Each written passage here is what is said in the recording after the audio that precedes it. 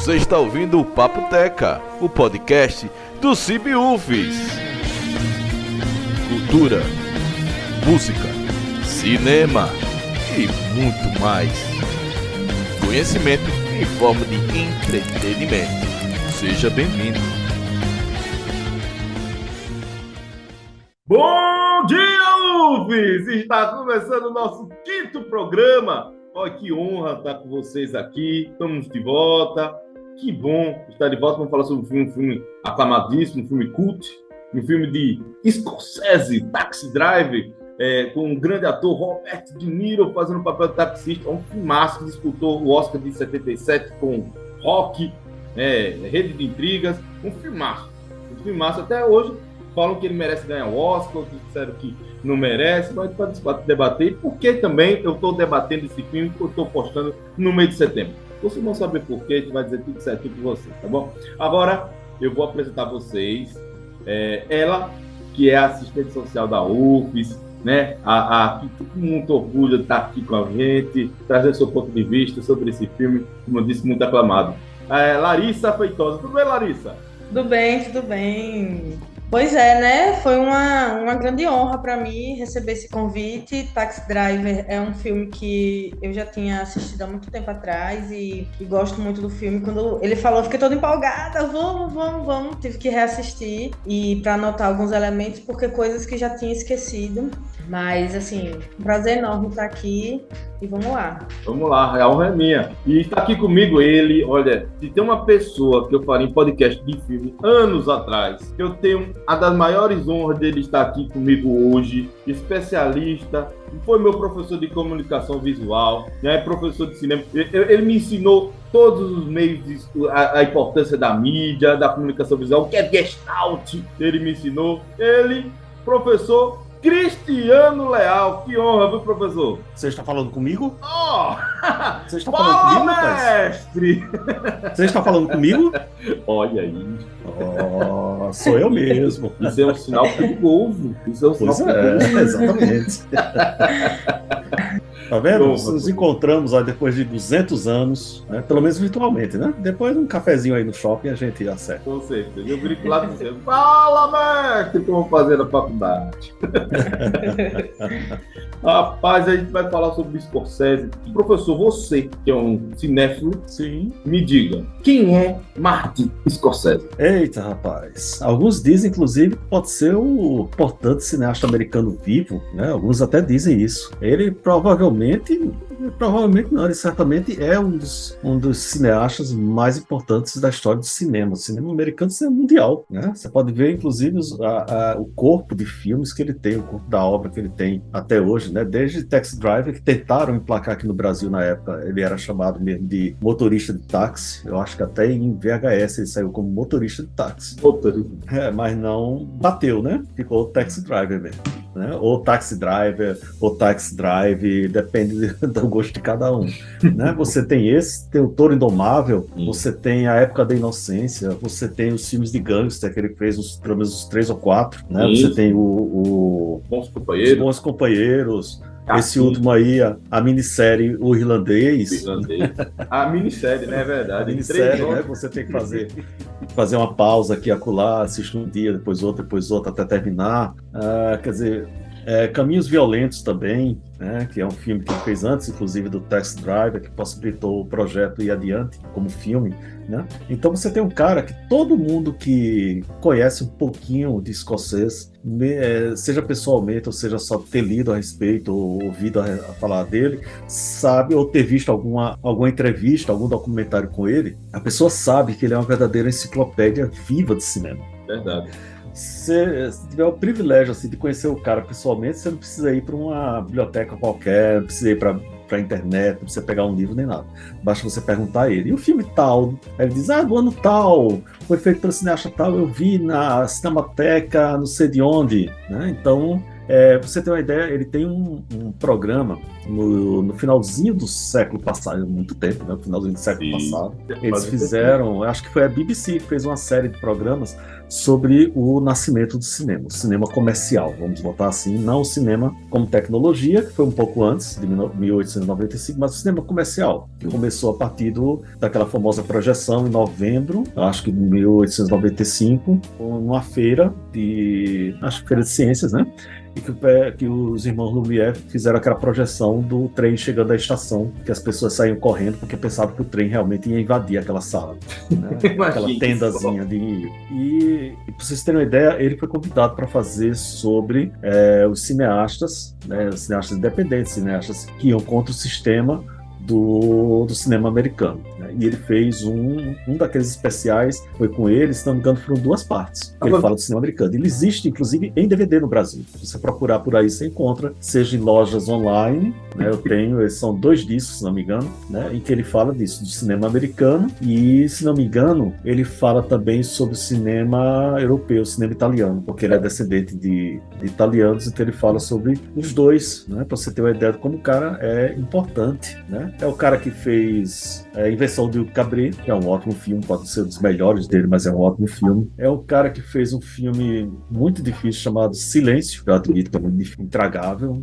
Quer dizer, é um cara que tem um corpo, tem um corpo de trabalho, um corpo de pesquisa imenso. Ele já foi professor de cinema, inclusive. Eu não me lembro se é na Universidade do Sul da Califórnia, mas ele ensinou cinema lá. Ele tem projetos de restauração de filmes. Ele é responsável pela restauração do filme Limite, que, se não me engano, é de 1915, de Mário Peixoto, que é um filme brasileiro, que é considerado um dos melhores filmes já feitos na história do cinema, e pouca gente conhece, Limite, né, que é um filme preto e branco, mudo, e foi ele que restaurou. Se não me engano, ele também está envolvido com a restauração de Quixote. Posso estar errado, mas acho que ele está envolvido também com a restauração do Quixote de Hector Babé, quando foi restaurado, foi através dele, né? E é um cara que sempre está aí em mostras, sempre está fazendo novos projetos, ele é extremamente ativo. É que é o seguinte, em 1976, antes de chegar no Taxi Drive, ele já tinha conhecido a história do Paul Schrader.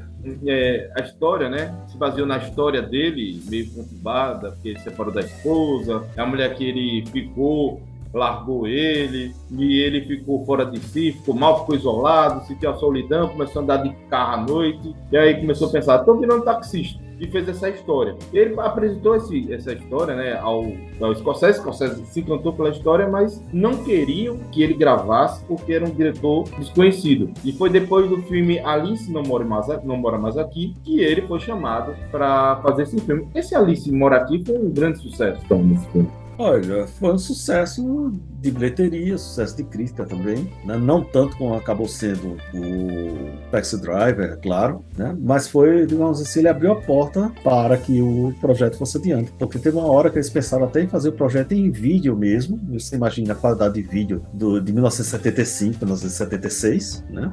Vídeo é uma coisa que só melhorou de qualidade de uns 20 anos para cá, que veio o Full HD, depois o 4K, depois o 8K, daqui a pouco nós teremos 128K, né? E aí o cérebro explode de tanta definição, mas naquela época era uma coisa bem pobre, então eles cogitaram fazer. Eu estava até revendo os extras do Blu-ray do filme, e o Scorsese disse isso, a gente estava pensando em fazer até em vídeo, a vontade da gente era fazer era tão grande que até a gente estava cogitando fazer em vídeo, em preto e branco, em uma outra cidade que não fosse Nova York, para conter os custos e a gente conseguir financiar por conta própria. Né? Baixo, né? Porque, exato, e Scorsese também, você tem que pensar que Scorsese, apesar do sucesso de Alice Não Mora Mais Aqui e de Caminhos Violentos, que a gente conhece mais como Mean Streets, né? Ele era um desconhecido do público. Então não era um cara que você coloca assim, filme de Martin Scorsese lá em cima do título, né, para atrair a pessoa. Era um completo desconhecido para o público em geral. Então, de qualquer jeito, era um projeto arriscado ainda para um estúdio como a Columbia. E para você ver como era arriscado também, eu acho que o Robert De Niro, ele mostrou o quanto ele ama cinema nesse filme, porque ele vinha de um Oscar, né, do Poderoso Chefão 2, já era conhecido, ele já tinha debatido o filme para fazer, já tinha interesse em fazer Taxi Drive, depois fez Poderoso Chefão, e ele já estava com cachê altíssimo. Exato, ele inclusive tinha acabado de filmar o 1900 do Bertolucci, que é um épico de, sei lá, 3, 4 horas de duração. Ele estava na Itália, né, quando o Scorsese foi falar com ele novamente sobre o Taxi Driver, e ele ficou louco por isso. Você imagina que o cara pesquisou, entre outros atores, Dustin Hoffman também, né, outros atores foram sondados para isso, e acabou na mão do De Niro. De Niro já tinha trabalhado com o Scorsese antes, né, no Caminhos Violentos, então já conhecia um pouco do cara, né, e a partir do momento que ele entra no filme, né, e junto com o sucesso de Alice Não Mora Mais Aqui, foi que começou a abrir-se as portas para a produção desse filme, embora com baixo orçamento. Como eu te falei, era um projeto arriscado, né?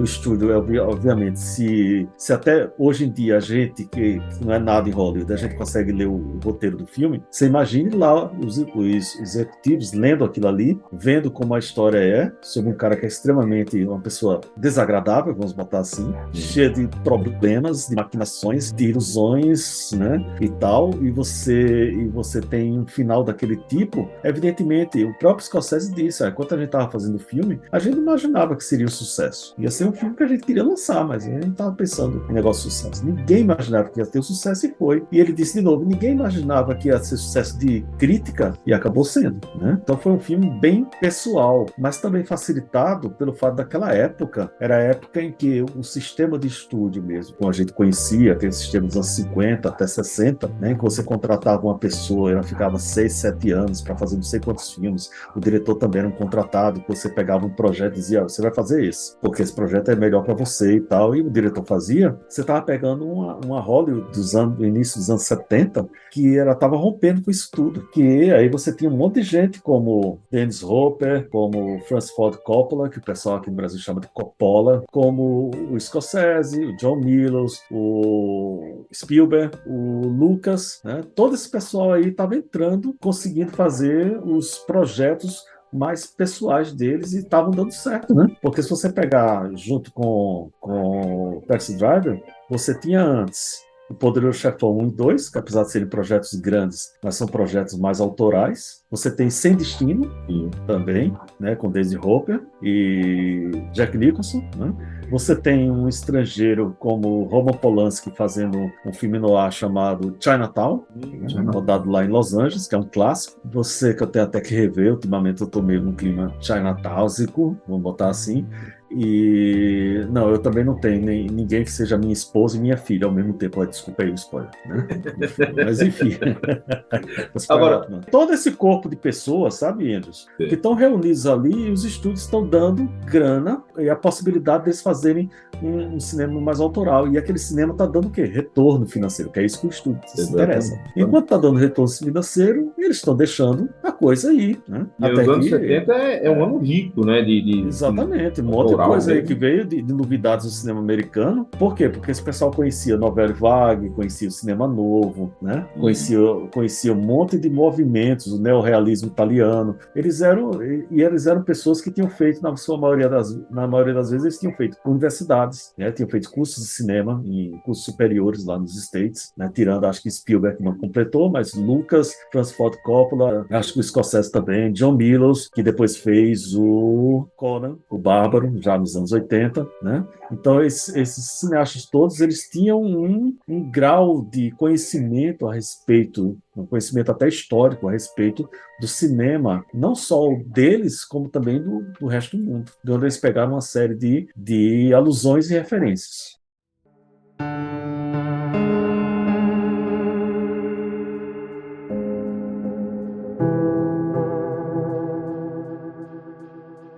É o seguinte, professor, não tem como a gente falar de Taxi Drive 1976 não falar do cenário que os Estados Unidos estavam envolvidos, né? Que era o fim da guerra do Vietnã, era os Estados Unidos com um problema econômico gravíssimo, socialmente estava degradado, realmente Nova York estava uma cidade perigosa, tanto que só foi lá para os anos 80 com aquela polêmica prefeitura de Giuliani, que fez aquela mudança, né? Não sei se foi nos anos 80 ou foi nos 2000, anos 80, 90. Foi 80 para 90. 80 para 90, né? Inclusive tem, né?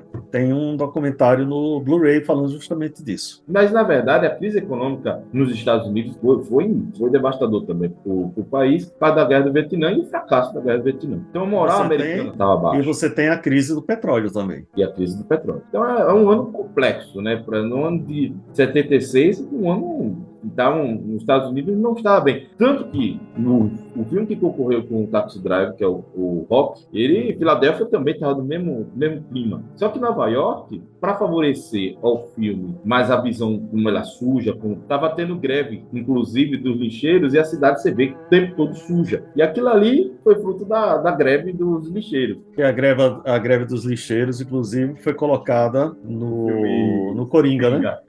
Doutor Coringa. Inclusive, do filme referência do Coringa é o Taxi Driver, né? O Coringa é impressionante como Travis é o Coringa em muitos aspectos. Bem, a gente está vendo esse cenário triste. A gente sabe que essa cidade de Nova York está suja, que a cidade de Nova York está perigosa, e a gente começa o filme com aquele fumacê, aquela entrada do táxi e aquela fumaça, a entrada da porta do inferno. Você vê que é aquela luz vermelha, aquela fumaça subindo de baixo para cima, e ao mesmo tempo, na fumaça, existe a penumbra, e é a penumbra da visão de trevas. Ele estava no mundo de trevas, ele estava olhando, tanto que mostra os olhos dele olhando e a fumaça. Ou seja, tudo que ele estava vendo ali era a ótica dele, enfumaçada pelo preconceito dele, talvez. O que o senhor acha, professor? É bem legal, inclusive já li em algum canto a respeito disso, que é realmente, eu não sei se nem seria a entrada do inferno, é já o carro saindo, né?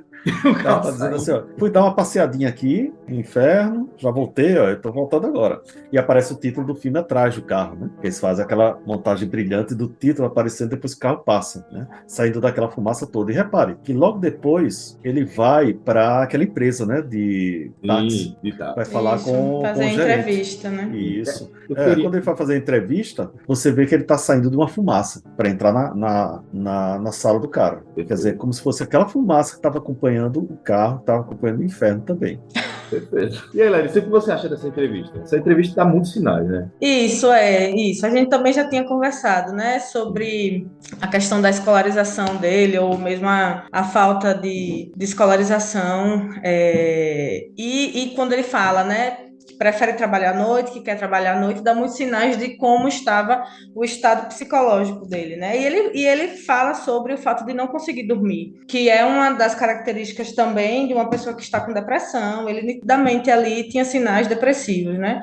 E também como consequência do fato dele ser um ex-fuzileiro, né? E aí tem a insônia é relatada, né, como um dos sinais, uma das consequências principais, sim, várias, né, de ex-combatentes, mas a insônia e a depressão também era recorrente na época. Então, a entrevista dá vários sinais do estado psicológico dele, né? Não, me incomoda muito, né? Ele chega assim e fala, escolaridade, aqui, ali, né? Você sabe como é que é. Não existe. Não existe, pra quê? E ele se apresenta como se fosse um soldado mesmo, né? Para fazer entrevista. Inclusive, o Robert Niro, ele visitou, ele viu como é que funcionava, como os fuzileiros se apresentavam. E ele age da mesma maneira, né? Mostra os sinais dele como um ex-soldado. Mas tem um respeito perante o outro, que inclusive ele também faz o filme Rock, né? Não sei se vocês notaram. E ele é o agiota do Rock Balboa. Ele tá fazendo um chefe também do Travis Bickle, né? Do filme concorrente dele. Mas ele, na hora que ele apresenta, nota, né, a falta de manejo. Ele não sabe quando ele vai falar, ele faz uma piada na hora errada, o rapaz fica zangado, e só ganha o respeito quando você percebe que ele também serviu, né? Mostra aquele orgulho, você serviu também e tal. Mas eu acho interessante quando ele faz a entrevista, fala, eu não estou conseguindo dormir, eu mesmo vou trabalhar à noite, ninguém queria trabalhar à noite. Aí ele falou, por que você não já procurou filme pornô? E ele fala de uma forma natural. Sim. Parece até que eu noto que o mundo do Travis não é tão estranho, não é o Travis que seja tão estranho, o mundo também dele não é normal. Como é que a pessoa da entrevista de emprego, o cara fala, já procurou filme pornô? Também me incomoda um pouco isso assim, não sei vocês. Não. Porque o aspecto do filme pornô entre homens, talvez, ou homens, enfim, daquela época era muito comum falar sobre isso. Não foi algo que... E é uma entrevista que não era tão formal. Não era uma entrevista tão formal. É algo assim, né? Nem o cara que tá lá também tenta colocar um grau de formalidade. Então, e Travis não tem muito traquejo social, você percebe ao longo do filme todo. Então, ele fala qualquer coisa, mesmo que venha à mente. E aí, para ele, falou naturalmente sobre a questão do filme pornô na entrevista. É estranho pra gente, mas pra ali, pra atmosfera, não era. A atmosfera não era. Quem sai dali mostra ele que está indo para o sim, um pornô. Né, professor? Mas, professor, o que você acha da entrevista? Sim, eu acho que a entrevista ela serve prioritariamente em termos de estrutura de roteiro mesmo, para apresentar um pouco do personagem, né? Porque antes você só vê ele direto na fumaça, lá no fumacê, como Larissa disse. Lá no fumacê e tal, né? Depois que ele sai ali do fumacê, o fumacê vai acompanhando, inclusive, né? Até a porta da entrevista, vamos dizer assim, quase que entra, se deixasse a porta aberta. Você tem aquela introdução básica, bem econômica, onde você explica mais ou menos o básico dele, né? Que ele é veterano, que ele é isso, ele é aquilo, ele não consegue dormir direito. Ele, inclusive, diz pro cara, né? Qualquer lugar, a qualquer hora, não tem problema para mim, né? Tipo assim, sou pau para toda obra. Vou até no Harlem. Harlem não é Harlem, Vou até no Harlem, circula até no Harlem. Exatamente, né? Por mais que ele não goste, né? Porque o cara Por mais que ele racista, né? Ele é tudo que você bota. Homofóbico, machista e fóbico, bate tudo com ele. É só botar o prefixo, né? Porque ele é uma coleção de tudo que você puder imaginar. Ele é o cara que é um analfabeto político, social, né? E quase que moral também, se você olhar bem. Porque logo depois daquela entrevista, ele vai e olha a garagem onde estão alguns táxis sendo mantidos. Não sei se vocês lembram disso. Sim, lembro. Quando ele vai olhar aquilo ali, ele olha como se dissesse assim, pô, aqui eu vou me dar bem, aqui eu vou conseguir uma libertação disso que está me oprimindo, né? E a câmera, e o movimento de câmera que o Scorsese faz é impressionante, porque ele pega De Niro desse lado, e aí a câmera continua a fazer uma panorâmica, né? Que é aquele movimento que ela faz em todo o próprio eixo. Ela faz aquela panorâmica mostrando a garagem, as pessoas e tudo mais, de repente ela vai para o outro lado e tá o Travis já do outro lado do enquadramento. Sim. Que é o quê, na verdade? Ela consegue ter uma câmera objetiva, tá mostrando o personagem e o cenário, ela vai e mostra o cenário, você esquece que o ator tá ali, parece que você tá dentro da cabeça do ator, vendo os olhos pelo ator, né, pelo personagem, e depois quando ela vai pro outro lado, tá o personagem lá do outro lado, saindo já da garagem, né, e sozinho pelas ruas. Sim, sim, na rua vazia, inclusive. Exatamente, então parece que o inferno para ele, tanto é de dia como de noite, se você for olhar bem. Sim, não, para ele nada é bom em Nova York, nada é bom. Nada é bom, exatamente. Mesmo de manhã. Podia ser em qualquer cidade, ele sempre ia arranjar alguma coisa, ele sempre iria querer ir para os piores bairros para dizer que tem uma escória lá. Né? A visão nos anos 70 facilitava tudo, né? Ele usou a locação da cidade mesmo, tanto que são os próprios nova-iorquinos que fazem parte da figuração. Exato. Mas a cena, a gente é que faz essa interpretação de dois mundos, da manhã e da noite, mas o para Travis é trevas, tanto de manhã quanto de noite. Travis é Travis. Agora, ele vai pro cima do pornô, na maior naturalidade, vai lá, pede uma Coca-Cola, mas antes de pedir a Coca-Cola, ele vai dar em cima da moça, com traquejo zero, né? Ele tá num local que, sinceridade, ele tá num mundo sujo, mas ele acha tão natural que ele vai dar em cima da moça, e a moça, a moça diz que não, dá aquele sinal a ele não percebe o sinal, e ela chama de segurança. Inclusive, a atriz é a esposa dele, né? Do Robert De Niro. Exatamente, isso. A esposa dele. Exatamente. Ela chega e diz, não. Aí, quando ela vai chamar o gerente, ele vai lá, não, eu quero uma Coca-Cola, eu quero isso, aquilo. E também a maneira que ele tem de disfarçar o modo como ele ficou, né? Constrangido com tudo aquilo. Ele pensava que ele ia ter um sucesso, e aí foi um fracasso retumbante, né? Correndo o risco de ser expulso ainda por cima. Sim. E aí ele tenta disfarçar, comprando aquelas coisas e tal. Tipo assim, comprando silêncio. E é uma coisa interessante que, ao mesmo tempo que ele tem uma certa fascinação por aquele mundo do cinema pornô, porque não é só um mundo que está na tela, vamos botar assim, é o mundo que está na tela, é o mundo que está na plateia, estão os caras lá junto com ele, e é o mundo ao redor daquele cinema também, que são aquelas ruas que você diz, o inferno está aqui na Terra, aí o cinema pornô está aqui na Terra também. Cara, você pode olhar os bem. anos 70 me dá uma agonia nos filmes, é um cenário, cara, é um negócio, é sujo, é cinza, é feio. Vamos dizer assim, os filmes dos anos 70 que são passados em grandes cidades, né? Sim, exatamente. Porque tinha outros também que tudo bem. Não, mais autorais, né? Filme mais O autoral. Chinatown, que é passado dos anos 30, de qualquer jeito, você tinha uma Los Angeles até bonita, embora podre por trás, mas bonita pela frente e tal. Isso foi um ponto importante, porque o Woody Allen falava Nova York no mesmo ano, diferente, né? E eu ia até falar disso, eu não sei se foi no mesmo ano, 76, o Manhattan. Não sei o ano, mas é no mesmo período. 76 para 77 ou 78 por aí. Né? Mas é interessante que você tem duas Nova Yorks ali. Eu tava pensando nisso, acho que ontem ou antes de ontem, que é um filme que eu adoro também, o Manhattan do Woody Allen. Não é um dos preferidos dele, inclusive ele fica muito surpreso quando ele vê que as pessoas gostam muito. Talvez seja um dos preferidos dele, inclusive no Brasil.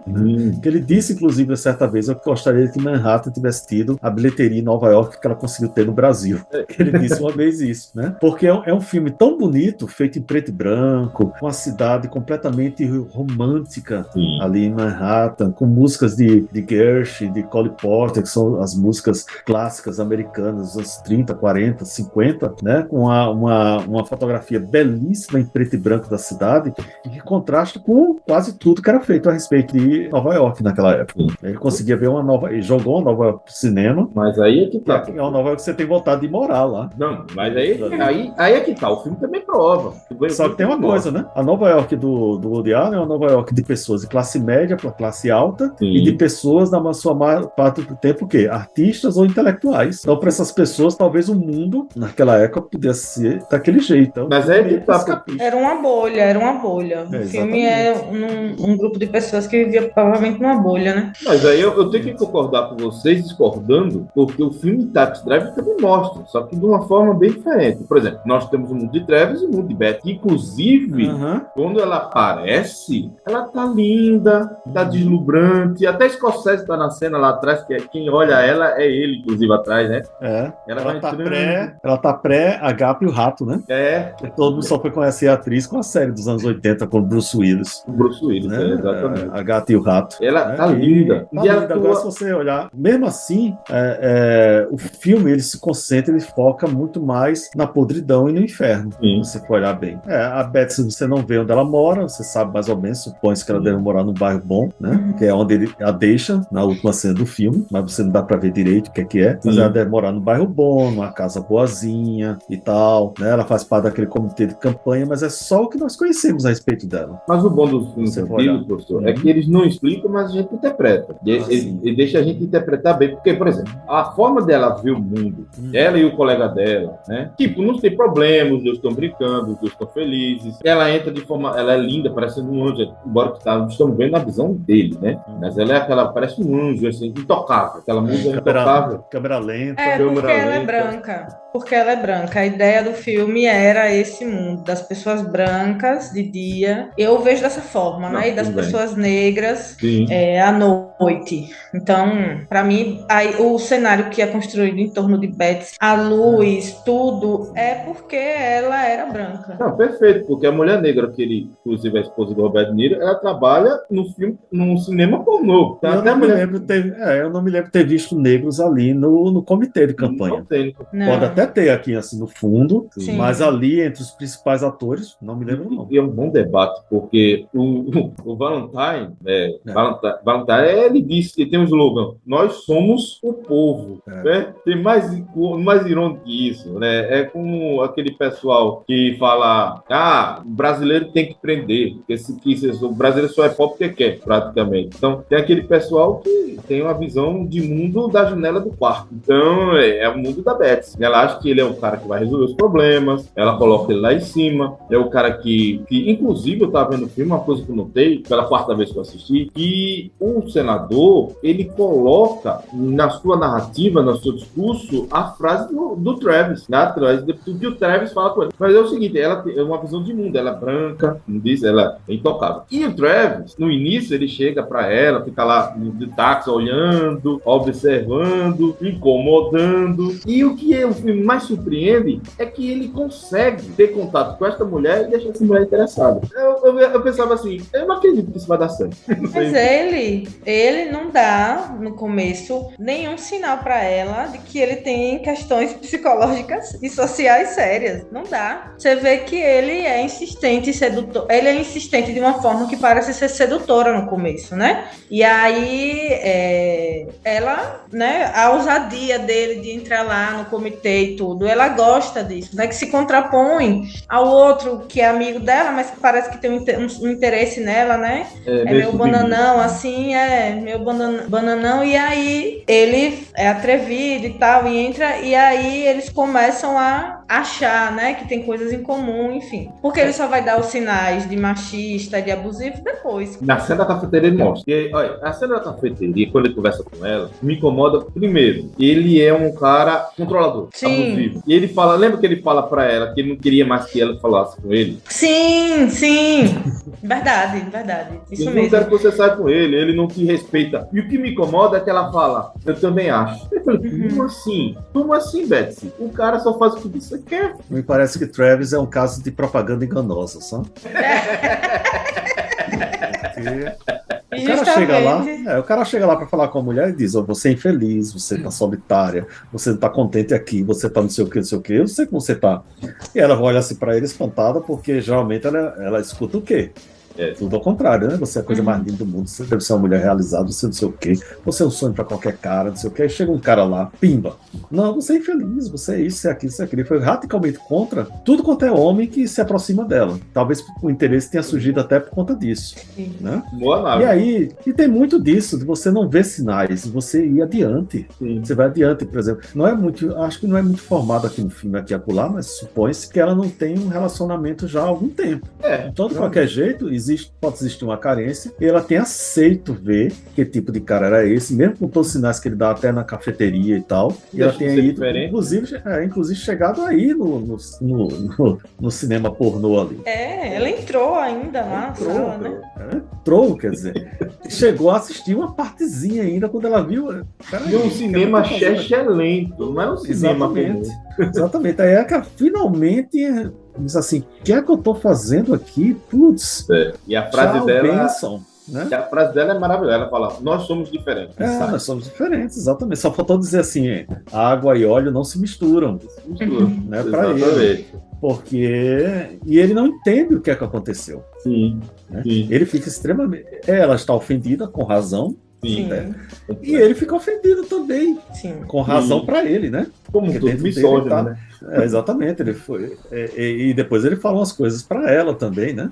Sim. Né? E ele fala a respeito das mulheres e tudo mais. E aí, quando não dá certo aquilo, e ele tenta aquela ligação telefônica desastrosa. Mas essa cena do telefone é maravilhosa. Por favor, descreva essa cena. Aquela cena desastrosa, que a primeira vez que eu dei cabo como essa cena foi quando eu participei de um curso com o Pablo Vilaça, o crítico, né? Pablo Vilaça, quando ele esteve aqui em Aracaju, teve já 2 vezes, e ele mostrou essa cena, os 3 telefones, né? Do qual os 2 são mais antigos, mas estão conectados, e o mais moderno que ele está usando, que é o maior, não tem fio nenhum saindo para canto nenhum. Tudo bem que você pode dizer assim, não, mas o fio está embutido na parede. Pouco importa, o que importa é a imagem que a gente vê e por que eles escolheram. Então você tem um traveling da câmera vindo aqui, você tem o primeiro telefone menorzinho, o segundo maior, e o terceiro bem maior, que provavelmente deve ser de ficha ali, né? E ele falando com uma pessoa que ele não está conectado a ela porque não tem fio nenhum. Né? E aí você entra na questão de semiótica. Caramba! A minha cabeça fez.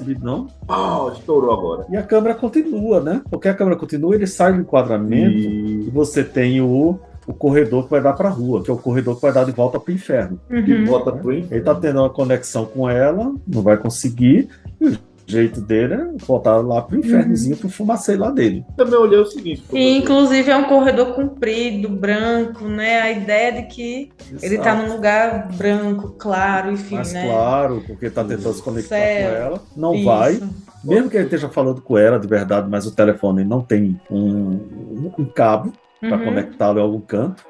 Né? E aí você tem todas essas leituras ali e eu me lembro quando ele passou essa cena, ele disse, sabe o que é isso? Sabe que técnica é isso? Essa técnica é a técnica do caramba! Pra não dizer outra coisa. Ele falou bem alto assim pra turma, sabe, sobre a técnica. Não, mas do Scorsese. E você tem outras coisas lá, você vê que é um cara completamente isolado, o próprio Scorsese fala isso, tanto nos comentários como no documentário do Blu-ray, que ele diz isso, ó, escolhi, por exemplo, colocá-lo mostrando aquela pastilhazinha, né? Dissolvendo na água e tal. É a cena que ele vai falar. No plano de detalhe microscópico daquilo ali. Enquanto o pessoal tá falando, ele tá concentrado ali. tá concentrado ali. Né? Ele, por exemplo, na cafeteria, você tem a Betsy com ele, mas quando Sim. você corta para ele tá sozinho no enquadramento. Você tem ele falando com os colegas dele, lá, os taxistas, mas ele sempre tá afastado deles. E ele fala mais com dois ali, que são brancos, e o terceiro, que é o negro, que tem uma onda ali e tal, né? Ele fica sem querer muito papo. Isso, e tem outros homens negros no lugar, no restaurante, e eles ficam se entreolhando, assim, meio que se encarando, e aí, qual é a sua e tal. E sem falar que ele também pega o quê? A primeira vítima dele no filme, pelo menos uma vítima civil, né? Porque ele deve ter matado mais gente lá no Vietnã, mas enfim, ali civil, é um negro que tá tentando roubar lá. Não, e é uma frieza absurda. Mas antes de chegar nessa cena... Exato, ele chega lá e ele mata, ele fica preocupado porque... Fala com o cara, mata o cara, aponta pro cara, pisa na mão do cara para evitar que o cara possa ainda estar vivo e pegar a arma. Quer dizer, ele tem um comportamento quase... Você olha assim, um comportamento quase de um policial bem treinado ali. Exatamente. Parece um policial ali. A preocupação dele é a arma, porque a arma não era legalizada, só isso. Sabe? Ele faz isso, minha arma não é legalizada, e o cara diz, se manda. Aqui, tá beleza, obrigado, pode levar aí de graça se você quiser. Não, e o cara ainda mete porrada no cara que tá... Aí ele terminou de matar. Não, mas é o seguinte, professor, essa cena do telefone, só um ponto, é que também é o seguinte, ele insiste em conversar, a gente fica com vergonha, e parece que a câmera também tá com vergonha. Ela vai pro corredor, porque a gente também não suporta mais ver aquilo ali. Aí ela vai pro corredor, e ao mesmo tempo fala, cara, a gente fica assim, cara, para, chega, não dá não, velho. Vamos dizer assim, a vantagem dos grandes filmes, né? Porque você pega uma cena, aí eu mostro de um jeito, aí você já diz outro, aí Larissa já vai pegar um outro modo de ler, e nenhum dos três modos invalida os outros dois. Exatamente. Tudo é possível, até se tivesse 5, 6, 7 pessoas aqui ao mesmo tempo, né? Cada um de nós poderia dar uma leitura diferente. Não, eu tava lendo sobre o final rapidinho, eu sei que a gente tá longe ainda, mas sobre o final, inclusive tem várias interpretações, mesmo o diretor dizendo que não, gente, ali foi aquilo mesmo, né? Mas tem interpretações de que era um sonho dele morto já, com que ele queria que finalizasse, né? Iris salva, enfim. Betsy entrando no carro, no táxi dele, dizendo que ele era um super-herói e tal, não sei o quê. Mas os diretores disseram que não, que o final era o final mesmo, que ele sobreviveu mesmo. Sim. Então assim, tem várias interpretações, né? A gente vai falar nessa cena, eu seguro ela porque é muito importante, eu também já vi várias interpretações sobre esse final. É o contrário do final do Coringa, né? Onde você diz, exato. Você tava sonhando aí. Exato. Não, mas existia. É impressionante que até no Coringa, os dois, até o final eles se casam. Mas assim, a cena que ele tá lá sentado com os taxistas, tá os três, dois brancos e um negro, e o Travis, aí fala, você soube do cara que morreu? Aí o cara, é no bairro dos negros. Cara, eles estão falando do lado do colega que é negro. E numa naturalidade o colega tá lá, né? O racismo é tão forte que a pessoa não tem a força, um empoderamento de chegar e falar, ei, não é assim que funciona. Não, o racismo está tão entranhado que a pessoa já está... É como acontecendo antes, bom, era nos anos 80 que ninguém reclamava. Não reclamava, talvez, porque ela não tinha mais força para poder reagir. Então, E o racismo dele não é só aquilo, né? Você pega o Sport, por exemplo, que é o cafetão lá da Iris, né? Que é o Harvey Keitel, né? Eu chamo no Iris, eu falo Iris. Não, Iris é... Iris porque a Iris... Se for dublado, a gente fala Iris, pronto. Eu vi dublado também. Pronto, o Iris, né? E aí, o Sport, ele tem uns penachos, ele tem umas coisas assim meio indígenas nele, que o Travis também não vai muito com a cara, se você for olhar. É verdade. Então, vamos falar da Iris, então. Não, antes da Iris, vamos falar da cena final do taxista, porque é uma cena de transição importante, que é um momento que ele fala com os olhos cheios de lágrimas, para um taxista que parecia ser mais pra frente dos dentes deles. Ele vai se abrir pro cara e não consegue falar, e o outro não consegue entender. É uma cena, para mim, mais impactante, porque é um momento de transformação. Para mim, a cena de começa a mudança é ali. ele já não está bem, mas a transformação começa porque ele vai fazer o pedido de ajuda. Ele pede ajuda. Ele chega a pedir e fala, cara, eu estou pensando em umas coisas estranhas, eu não estou bem, eu preciso de ajuda, não sei o que é. Aí o taxista, fala uma frase que é importante também, que é o seguinte, cara, você vira um emprego, você é um emprego, você pega um emprego e vive um emprego. Porque realmente é uma frase de proletário mesmo. A vida do trabalhador é o trabalho. Ele passa mais tempo no trabalho que viver com os filhos, ele passa mais tempo no trabalho do que ter lazer. A vida dele é o trabalho. E a frase que ele falou não é de graça. Agora, depois o conexo, né, dele querer ajudar sem poder é que, cara, ele não pode porque a educação dele não teve. Ele pegou uma oportunidade e virou um taxista. Então, e não tem ajuda. Então, vê que é uma cidade doente. Ele tá com problema psicológico, mas não tem pra onde correr. Alguém para ajudar, né? Ele estava sozinho, isolado, não mostra familiares dele. Durante o filme, inclusive essa coisa do cinema pornô e parecer que ele só conhece aquilo, assim, do meu ponto de vista, demonstra pobreza em muita coisa, né? É uma pobreza que não deu acesso a ele a saber o que é um outro cinema, a ter acesso a um outro cinema. Os homens, os adolescentes que se alistavam eram mais do interior, né? Ele no filme só tem 26 anos, então ele se alistou muito novo, sei lá, a Guerra do Vietnã durou o quê? Como combatente, então talvez ele não teve... Guerra do Vietnã começou, impressionante, começou em novembro de 1955, aqui, a 30 de abril de 75. 10 anos era aceita, sabe? Entre 10 anos. Mas parece que começou antes, entre eles, né? Depois que a América se meteu. Mas foi até 75. Então, ele, sei lá, se ele se alistou com 18 anos, ele quase que viveu a guerra toda dos anos 60 e dos anos, até onde ela foi nos anos 70. Isso. Não, ele está dizendo assim, provavelmente lá na Guerra do Vietnã, ele tinha o pilotão dele, ele tinha os colegas dele, ele tinha os amigos dele, ele tinha aquele companheirismo que o pessoal acaba tendo numa situação daquela. Vocês estão citando dois filmes aqui, Platoon e Rambo. Sendo que Rambo ainda consegue colocar isso, né? Consegue. Porque o primeiro é o... Não, o primeiro é Irretocável, que é baseado no exatamente. Então, na juventude, ele estava na guerra. E ele não tem jeito para falar. O que eu falei de fraqueza social, ele não tem. Até para pedir uma ajuda, é quase por gestos, assim, para pedir ajuda, e o outro cara também. E tem aquela coisa de que saúde mental, para homem, né, e naquela época principalmente, admitir que estava com problemas, né, de saúde mental era muito difícil. Então, a coisa da masculinidade tóxica, só tenho de mulher aqui, mas enfim, eu tenho que falar sobre isso. Não deixa nem ele falar, né, o que é, qual é a coisa, e o outro cara também, dois meio que brutamontes, assim, eu trabalho. Mas eu concordo plenamente com o Andrews, que é para dar a ideia de que, velho, a classe trabalhadora é isso mesmo, é viver o trabalho, é trabalhar de dia à noite lá no Batistaca.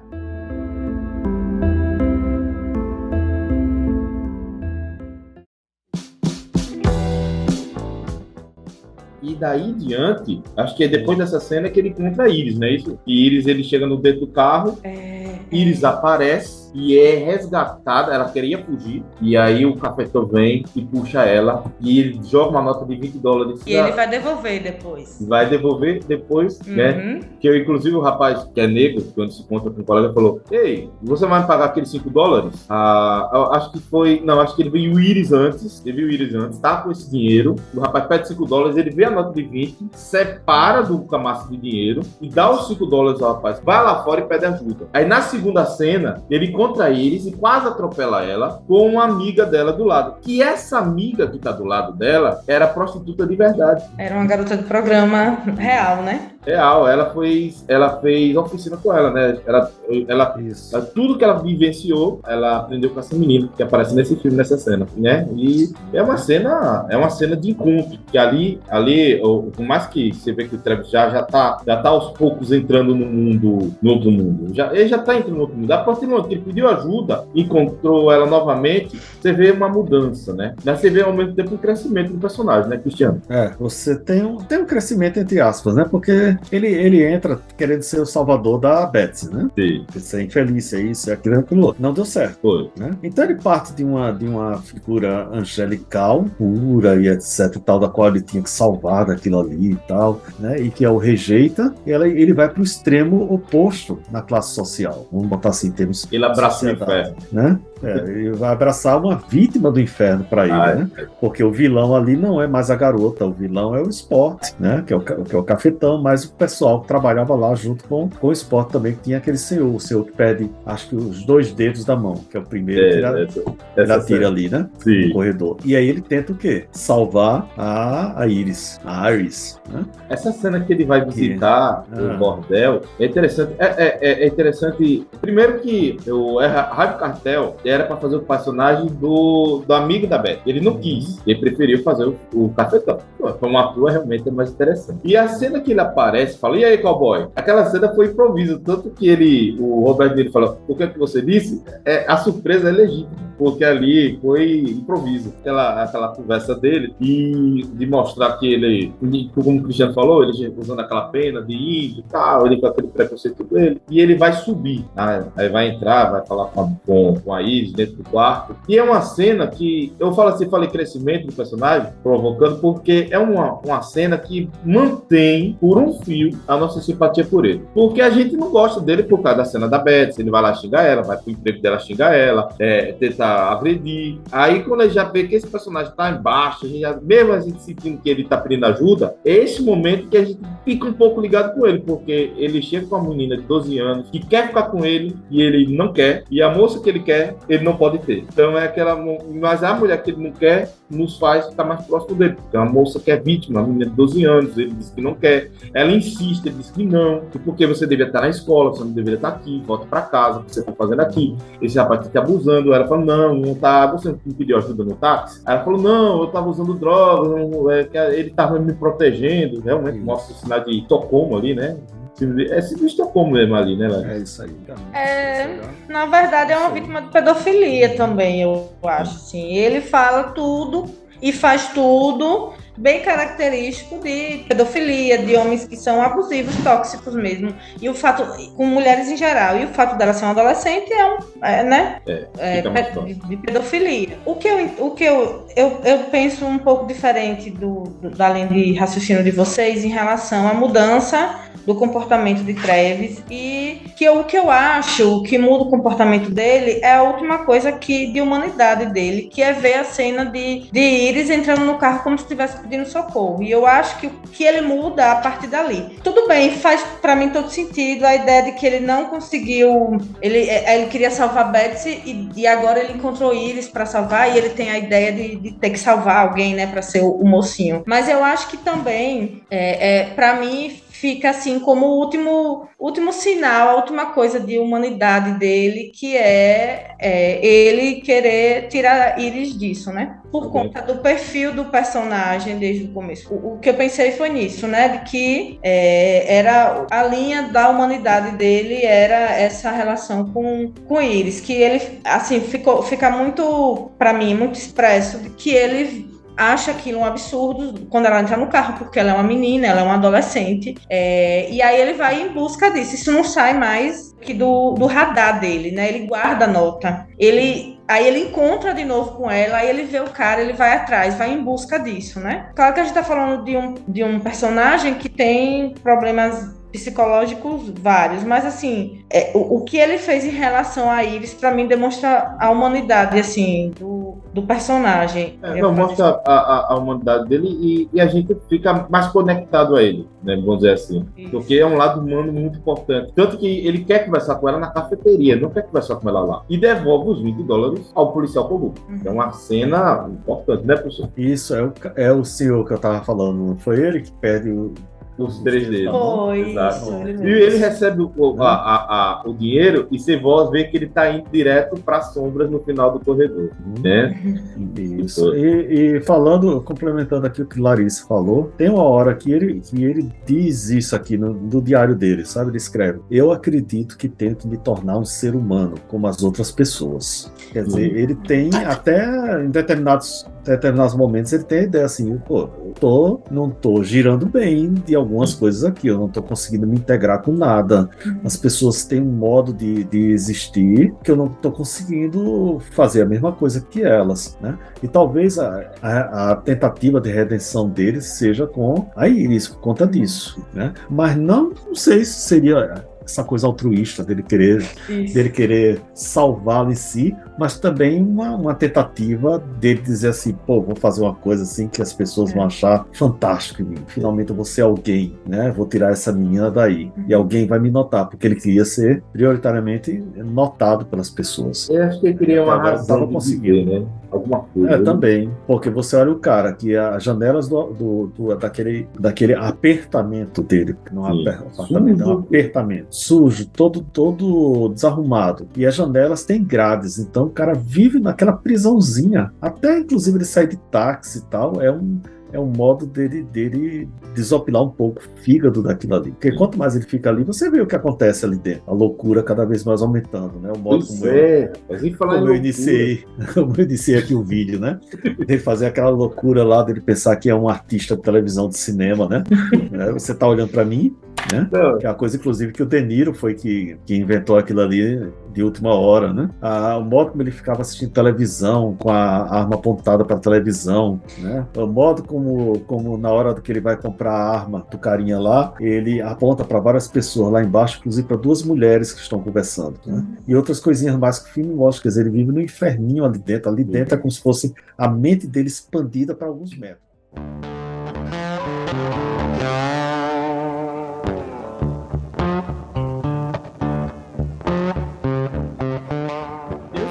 Também no táxi, né? Que ele passou e faz bem o papel, né? O papel de um marido sendo traído maluco, né? Verdade, outro elemento racista, né? Porque a raiva dele maior não é só porque ele tá traindo, a mulher tá traindo ele, é porque é um homem negro. Ela tá traindo ele com um homem negro. E ele diz que vai atirar nela, não é no cara. Isso. É nela sim. que ele diz que vai atirar. Racista, machista. Né? E vai torturá-lo, inclusive. Porque ele diz exatamente onde é que ele vai atirar. E onde ele vai atirar. E aí a gente sabe o que a arma faz, né? No final do filme. E ele dizendo, né? Eu vou comprar um Colt 45. E acaba sendo a arma do Travis no final, se não me engano. Porque ele dá a ideia pro Travis. Foi um gatilho, foi isso mesmo. Também achei que foi ideia. E o Scorsese fez aquilo ali porque parece que não deu certo com o ator que tinha contratado. E aí ele entrou de última hora. E fez bem, rapaz. Ele fez bem. Muito bem. Cara, não foi como um Tarantino, que às vezes você olha assim, Tarantino Tarantino. Aí tu gosta de Tarantino, vai, mas ele foi bem pra caramba. Exato. Ele foi muito bem. Vou falar da cena da Iris na cafeteria, né, que tem a Iris conversa com ele, aquilo ali é que o De Niro, ele tem um método, né, um método de interpretação, que é viver o personagem, né, muitas vezes improvisar. Os Scorsese mandava muito, eles treinavam muito com as falas, depois falava, agora vocês vão falar e vocês vão falar o que vem na cabeça de vocês. E outra coisa, ele passou um mês inteiro, 15 horas por dia, dirigindo táxi. Foi, verdade. Ele teve licença. Ele foi taxista, um monte de gente pegou táxi aí com o Robert De Niro sem nem saber. Exatamente. Lá em Nova York. Ele passou 15 dias pregado como motorista de táxi, literalmente. Ele estava gravando na Itália, vinha para lá. Isso. Estava lá na Itália. Na Itália ele pegou uma base americana, que tinham lá alguns veteranos do Vietnã, e ele fez várias entrevistas com eles, inclusive para pegar até o jeito de fala deles. Né? Então ele foi construindo tudo. Né? Então o cara já tinha dirigido, né, na noite nova-iorquina durante um mês, 15 horas diárias. Isso é que é laboratório realmente de interpretação. A Judy, é o nome dela? Judy Foster, né? Judy Foster. Judy Foster. A Judy Foster foi o seguinte, ela tem uma cena que ela vai conversar na cafeteria, o De Niro sentou com ela e não falava nada. Não falava nada, durante acho que 2, 3 vezes. Não falava nada. Na terceira vez, ela começou a falar com todo mundo. E ela entendeu o jeito do De Niro, porque a personagem dela é impressionante, né? É uma menina de 12 anos, tal, descontraída, que vive a pessoa que vive nas ruas, tal, ela tem que ter esse manejo, inclusive que atriz, né? Em 12 anos daquele jeito que atriz, né? Ela era atriz da Disney e tal, fez filmes conhecidos. Ela é a garota da propaganda da Coppertone, né? Se não me engano. É uma coisa assim, que é aquela que tem uma garotinha com um cachorrinho puxando o biquíni dela, a calcinha dela. Ah, ela é? Eu conheço, é muito antigo isso. Jodie Foster. Caramba! E ela fazia o filme da Disney, que é um filme muito conhecido, que era Trocar no Lugar com a Mãe e tal. E ela foi fazer esse filme e... Olha, e quem fazia cenas, inclusive, que mostrava um pouco... Na cena que o Travis recebe os $20, você vê que só tá a metade do corpo pra fora. É da irmã dela. Isso. que era mais velha, tinha 16 anos. E as cenas que tava com um homem e tal, era 16 anos, então não tava problema, era a irmã dela que fazia. Ela atuando nessa cena da cafeteria é fantástica. Ela falou, eu não sei quem é mais doido, eu ou você, ela conversando e tal. É muito bom o diálogo deles, muito bem. Aquele negócio dela pegar o pão, colocar geleia, em cima da geleia ela colocar açúcar. Uhum. Ela pegou da coach dela, vamos botar assim, da prostituta do filme, né, da treinadora dela. Que a prostituta, aquela menina lá, acho que era uma loirinha, né? Que tá lá. Isso. É loirinha. Cabelo liso. Isso. Que ela fez isso uma vez, junto à equipe, e a Jodie Foster ficou de olho e aí incorporou aquilo ali. Então, ela fazia isso por causa do vício de drogas, né? Exatamente. É uma cena muito boa. E é um clipe bem dirigido, o ator é bom, é incrível. Porque ela fala ela é prostituta, mirim, explorada, mas é uma conversa de adolescente. Ele é de Fala dos signos, dos signos. Nossa, parecia que eu tava lendo a Carícia. Jovem, falando, com uma naturalidade que choca. É fantástico que choca. Não precisa forçar a barra. Você já se choca com a coisa, com a naturalidade dela. E ela atua tudo bem, né? E aí você fala, meu Deus, essa menina está sendo explorada. E logo depois, na cena, ela dançando, que cena perturbadora, né? Inclusive, dançando com o cafetão.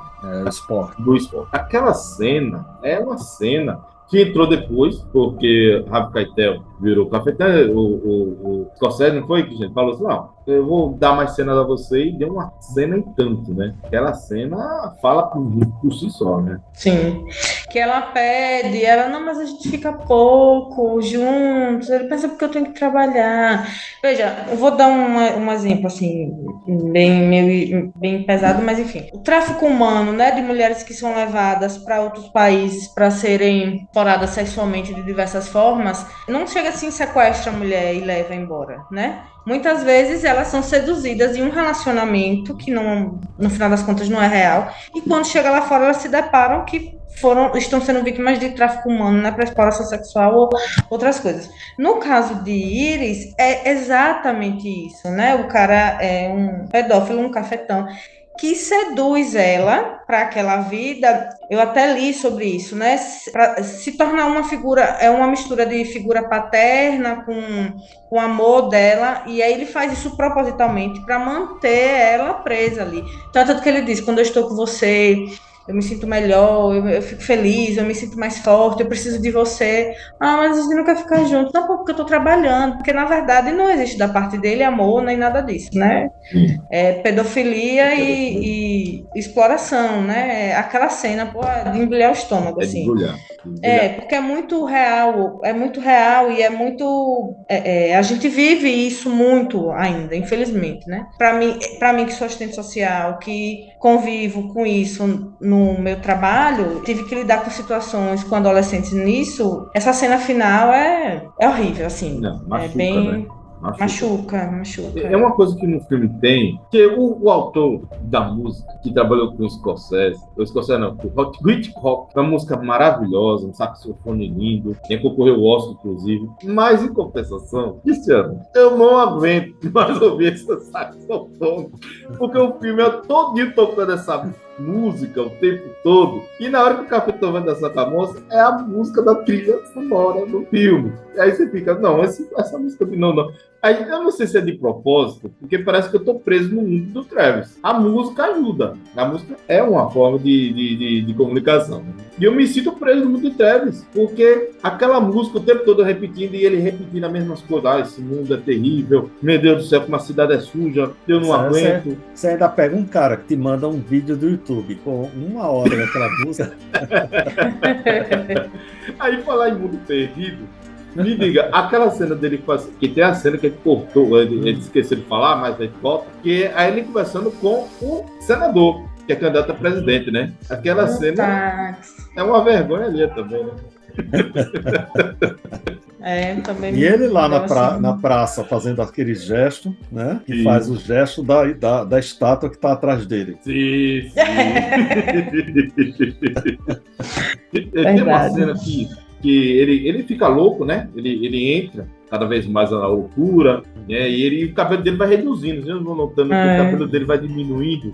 E parece que Isso. quanto mais diminui o cabelo, mais louco, mais o mundo dele tá ficando pior. Aham. Ele tá desconectando com a realidade. Ele vai aos poucos desconectando com a realidade. E aquilo ali era maquiagem. Aquele moicano que ele aparece, né? Que mostra de baixo pra cima, choca a gente. Ali é maquiagem, né? Impressionante. Impressionante, né?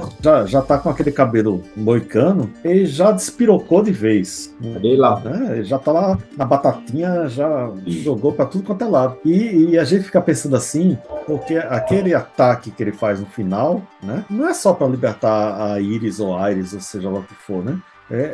São vários coelhinhos numa cajadada só que ele quer dar. Porque ele tem raiva daquele pessoal, ele tem raiva daquilo tudo ali também, né? Aquilo dali também é uma raiva que ele tem de si mesmo, porque, se você olhar bem, a prostituição é um derivativo do cinema pornô e eles estão meio que interligados aqui e acolá, né? Sempre em maior ou menor grau. Então também ele não ia chegar lá no cinema pornô e atirar contra a tela, não ia adiantar.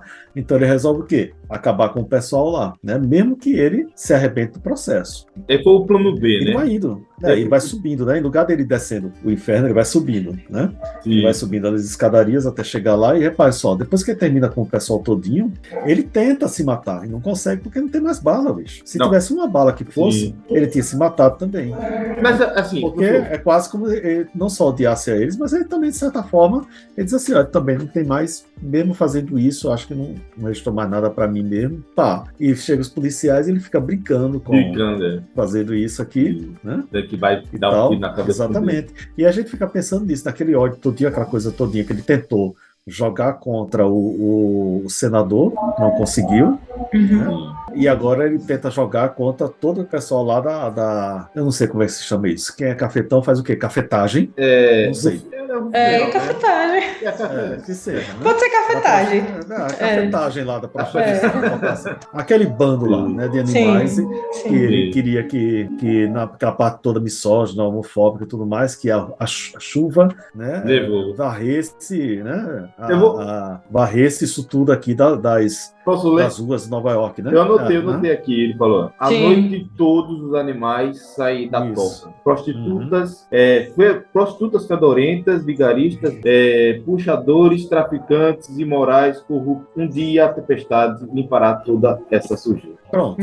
Se a tempestade não consegue, ele tenta limpar aqui, aquele cantinho que tá lá. Isso. Né? E aí ele faz isso. Mas você fica pensando assim, que chega no final do filme, né?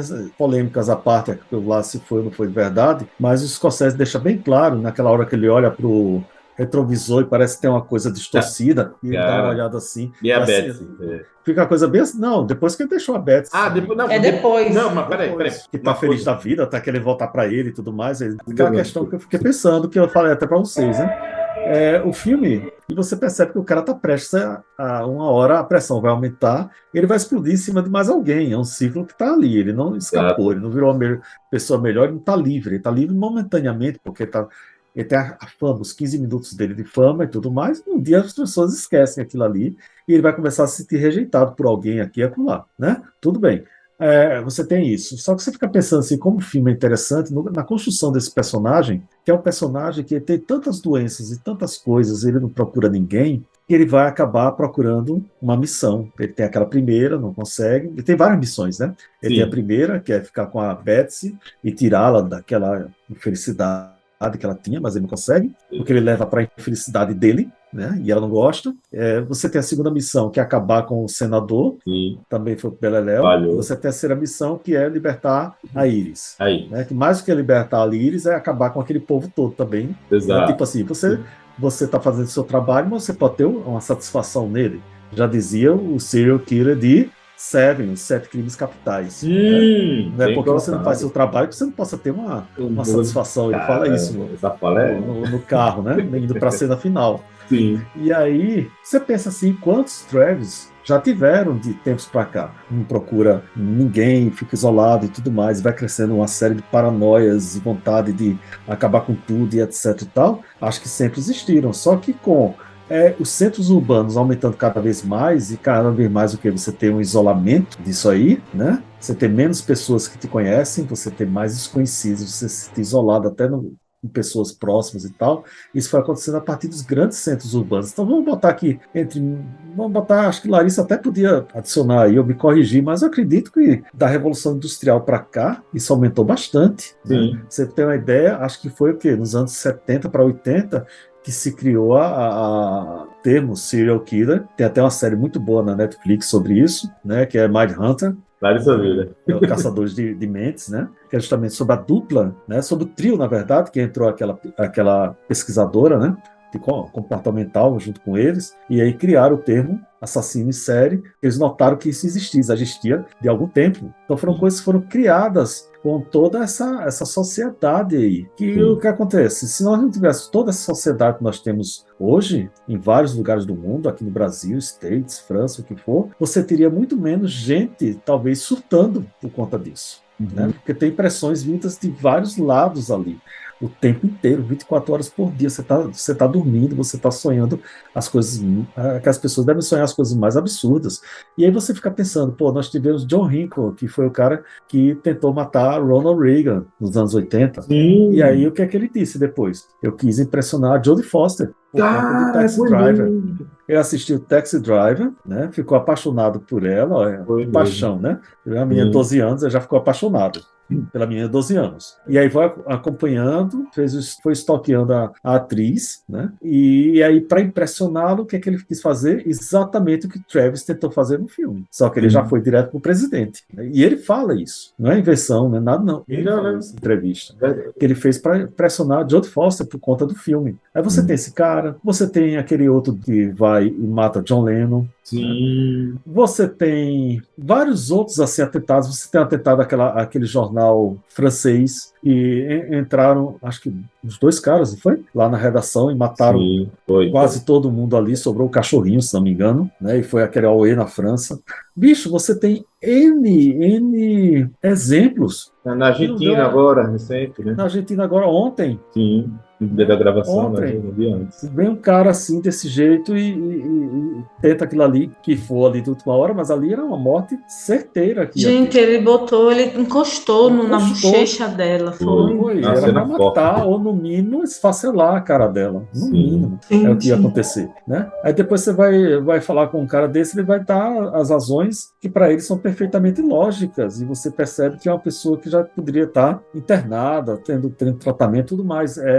Recentemente, fui olhar esse negócio de Ronald Reagan, né? E o carinha lá passou 34 anos na instituição mental, sendo tratado e tudo mais, e finalmente foi libertado. Ele tinha tido uma prisão domiciliar para viver com a mãe dele, que não podia fazer uma série de coisas, ele não podia se aproximar de senadores, de deputados, de congressistas, de presidentes, de ninguém. E estava proibido também de se aproximar da Jodie Foster. E aí ele finalmente saiu dessa prisão domiciliar. As restrições eu acho que continuam. Espero. Teve um cara que tentou matar o Papa. Também. Ai, foi. João Paulo II. João Paulo II. Inclusive, ele perdoou e tudo mais, o cara estava arrependido e tal, mas o cara fez por um... Tem uma integrante da família Manson também que tentou, né? Tem o pessoal do Charles Manson, que mandou o pessoal lá para aquelas casas ali e acabaram com a esposa do Roman Polanski, né? E depois o Tarantino inverteu tudo. Nos revisionismos históricos dele, que até são interessantes, né? E tal. Quer dizer, você tem sobra aí pelo mundo, bicho. Sim. Tu quer citar alguns aqui no Brasil, mas eu não quero entrar em polêmica. Não vamos.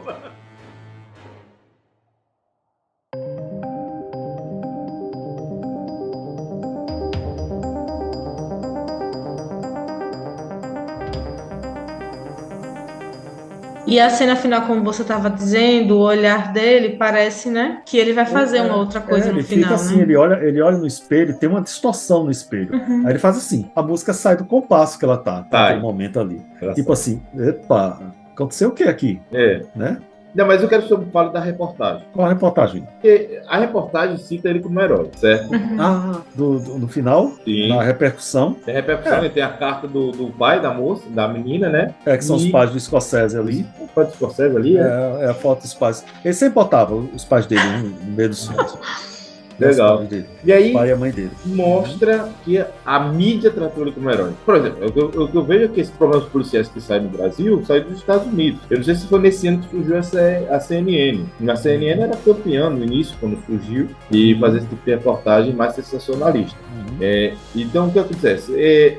Uma cidade completamente doente, entregue, como estava Nova York, o sensacionalismo não só traz o desespero, às vezes por coisas que eram menores se tornam maiores, ou tornar herói aqueles que não são heróis, por essa ausência, por essa carência. Porque, por exemplo, a polícia não era confiável. O Cafetão tinha um policial corrupto. A sociedade está vendo que a polícia é corrupta, ela está vendo que os políticos dizem que nós somos o povo, mas não conhece o povo. Quando vê essa sociedade doente, alguém que pareça ser diferente se torna herói. Né? Vou até dizer aquela coisa também, né? É a sociedade que tem vontade, muitas vezes, de botar a mão na massa, de fazer a justiça pelas próprias mãos.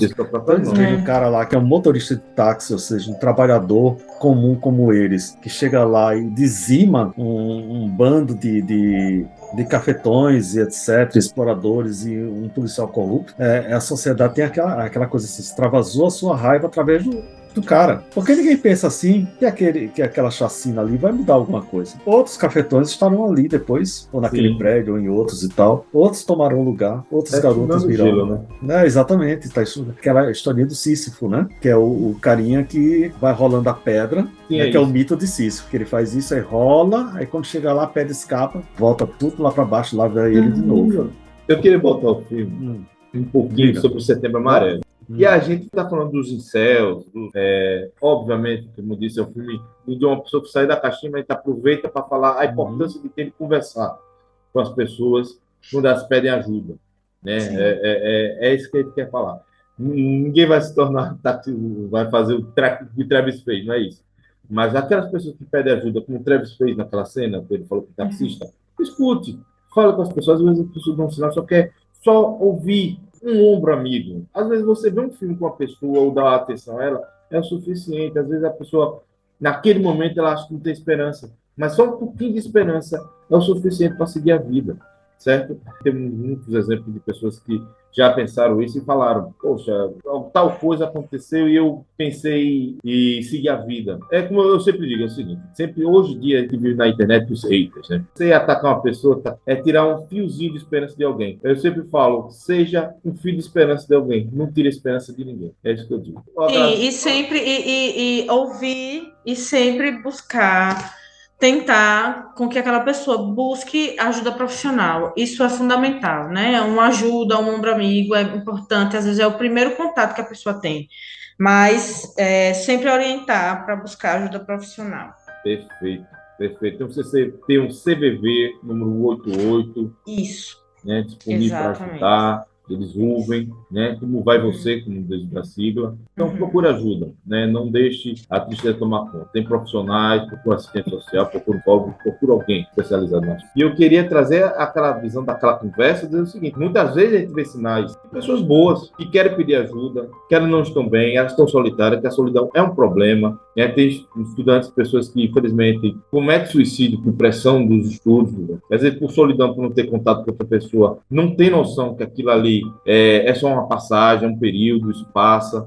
Conversa, as pessoas antes de cometer suicídio, elas dão sinais. E às vezes uma conversa, o Travis fez com o Mago, só que não percebeu os sinais dele, que ele fala com os olhos cheios de lágrimas e fala, cara, eu estou precisando de ajuda. Talvez se o Travis recebesse ajuda de um amigo, ele talvez a solidão dele não chegasse a um ponto tão alto. Muito bem, o filme extrapola, mas na vida real, essa pessoa se mata silenciosamente e acabou. Não vai virar um psicopata, não vai virar alguém que vai matar o outro. As pessoas querem pedir ajuda, né? Às vezes só uma conversa, um sentar, falar o que aconteceu. Claro. A gente, na verdade, aqui, durante toda essa conversa, a gente está debatendo casos extremos. Né? Como o Travis, por exemplo, é um caso extremo mesmo. Tem as pessoas que não explodem, elas implodem, vamos botar assim. Né?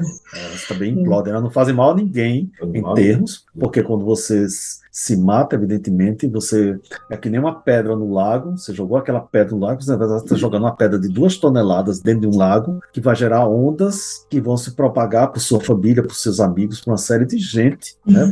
Você dá cabo de sua vida, mas você está alterando horrivelmente a vida de várias pessoas ao seu redor. Sim. Sem querer botar a culpa, evidentemente. Você estragou a vida de todo mundo que se matou. Também não, mas existe.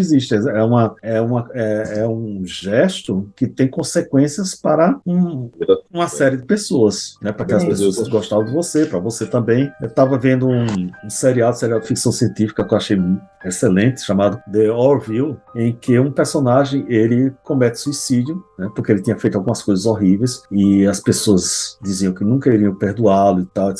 Um seriado de ficção científica, inclusive. E aí não queria esquecer do que ele tinha feito, de um monte de gente tinha morrido e tal, e ele resolve se acabar, né? E aí ele é salvo, ele é ressuscitado, inclusive, e tal, e a médica que o ressuscitou, ela diz assim, agora vamos sentar aqui que eu vou dar uma de psicóloga. Aí ela chega assim para ele e diz, olha, Isaac, né? O que tem em comum na mente de um suicida, ela fala assim, o que tem em comum na mente suicida, em quase todos os suicidas que são estudados, é que eles não conseguem diferenciar o futuro do presente. Para eles são a mesma coisa, não existe escapatória daquela situação. Não existe um futuro. O futuro sempre será igual, o amanhã sempre será igual ao hoje e sempre será assim. Então não existe escapatória, logo eu vou escapar dessa vida, né? Eu achei muito interessante isso. Porque várias vezes na vida da gente a gente diz, né? Pô, acho que de agora em diante não vai dar em nada, não vou conseguir nada, tá tudo parado para mim, etc e tal, mas nem sempre a pessoa chega ao extremo da implosão, que eu chamo de implosão, né? Assim, ela não sabe exatamente administrar aquilo que ela está tendo naquele momento. Ela não tem ideia de que aquela situação dela, por pior que seja, ela provavelmente não será para sempre. Um dia pode melhorar. Você fica bitolado naquela coisa. O presente sempre será o presente. Não há futuro possível, né? Eu vou dar cabo nisso. Saúde mental falar sobre saúde mental em si é um assunto muito sério, é real.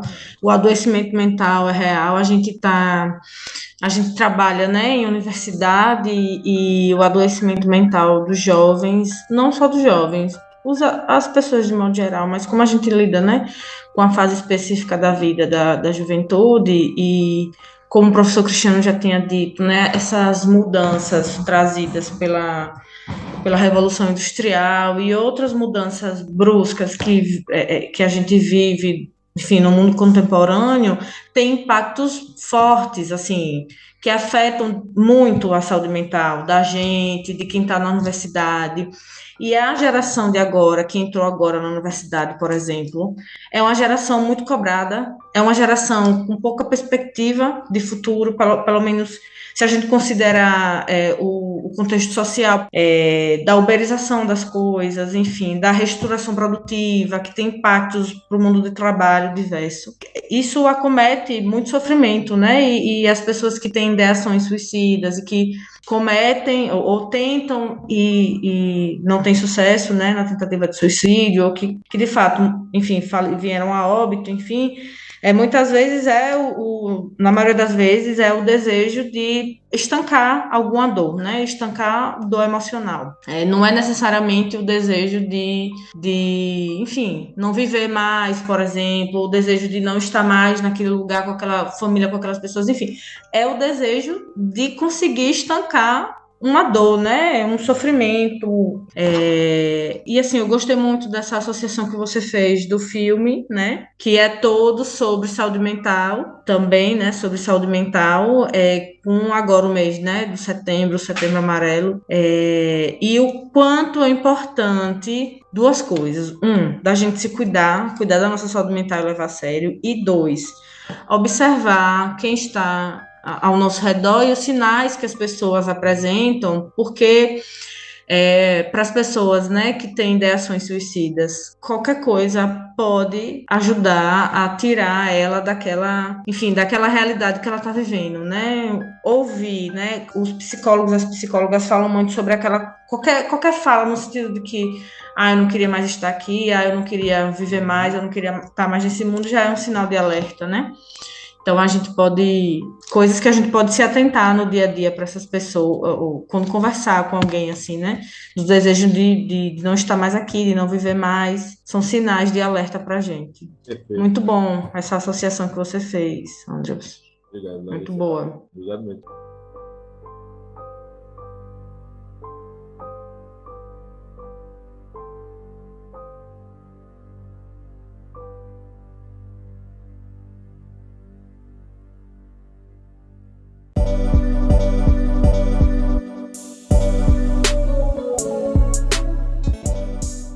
Pessoal, eu agradeço demais por vocês terem vindo.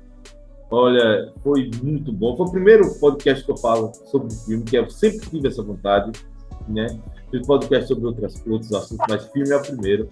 É um prazer imenso. Olha, eu espero que... A gente falou aqui sobre o Setembro Amarelo. Foi, professor, que bom. Obrigado, que honra ter o senhor aqui com a gente. Professor Cristiano Leal, foi meu professor, né? Ver que ainda continua um aluno mediano. É a verdadeira criatura dos pântanos. Aí, olha, é um prazer mesmo. Eu acho assim que a gente está falando de um filme e daqui a uns 50, 60, 80 anos, eu acho que muita gente ainda está falando. Daqui a 100, 200, porque é um filme que fala de coisas que são primordiais ao ser humano, né? O isolamento, né? A vontade de procurar ajuda, mas não saber direito o que é que ele tenta, né? Aquela coisa que a gente tem vontade às vezes de explodir, explode por motivos errados, a sensação de inadequação, né? A sensação de isolamento das grandes cidades, que ainda vai continuar por muito tempo. Então eu acho que é um filme que, independente daqui a 30, 40, 50 anos, as pessoas nem lembrem como era Times Square nos anos 70 e tal, e tenham que realmente pesquisar para descobrir como é que era e tal, etc. Como tem pessoas hoje em dia que não têm a menor ideia de como era Nova York antes, não sabem nem como é Nova York hoje, imagina como era antes. Exatamente. Né? E mesmo assim são impactados por esse filme. Você vê ainda jovens sendo impactados por esse filme diariamente, vamos dizer assim. Isso vai continuar durante mais 50, 100, 200 anos, sei lá quanto tempo. É aquele filme atemporal mesmo. É aquele filme que você diz assim, pô, não ganhou Oscar. Tá, beleza, tudo bem. Será que importa? Né? Exatamente. Olha, a gente vai falar sobre o Rock Balboa e aí a gente vai voltar essa polêmica. Taxi Driver ou Rock? Quem mereceu ganhar o Oscar? Eu vou dizer só no fim do Rock quem que mereceu. Mas e aí, Larissa? Obrigado por Eu queria agradecer, obrigada. Eu que agradeço, assim, eu não sou especialista em filmes, em cinemas, muito longe, em cinema, muito longe disso. Professor Cristiano aí, que é o fera. Mas foi muito bom, eu gosto de filmes, gosto de filmes cultos, como diz você, filme cult. Só não tenho formação na área, nem tenho também experiência em discutir sobre isso, mas foi muito bom e me chame de outras vezes para outros podcasts. Podcast, a Ilandes hoje tirando onda de mim porque eu falo podcast para falar sobre filmes e levantar questões, aspectos sociais do filme, enfim. O prazer foi grande, muito prazer te conhecer, Cristiano, seu cachorrinho é uma coisa mais linda. Só faz barulho. E é isso. Valeu. Eu agradeço, gostei muito. Eu vou convidar vocês, e aí já tem um rock para fazer, então a gente vai embora, tem o rock ainda, vamos falar sobre o Rock Balboa, vamos comparar esse filme de hoje, que é o Taxi Driver, com o rock, e como disse mais uma vez, foi uma satisfação muito grande conversar com vocês. Obrigado a vocês que ouviram e até a próxima!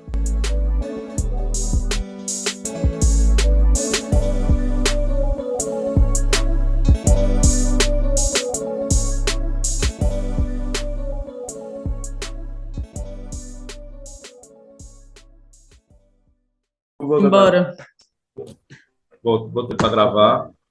Ok. E aí, vamos para a saideira? Vamos para a saideira. Tem um táxi me esperando aí. Então vamos lá.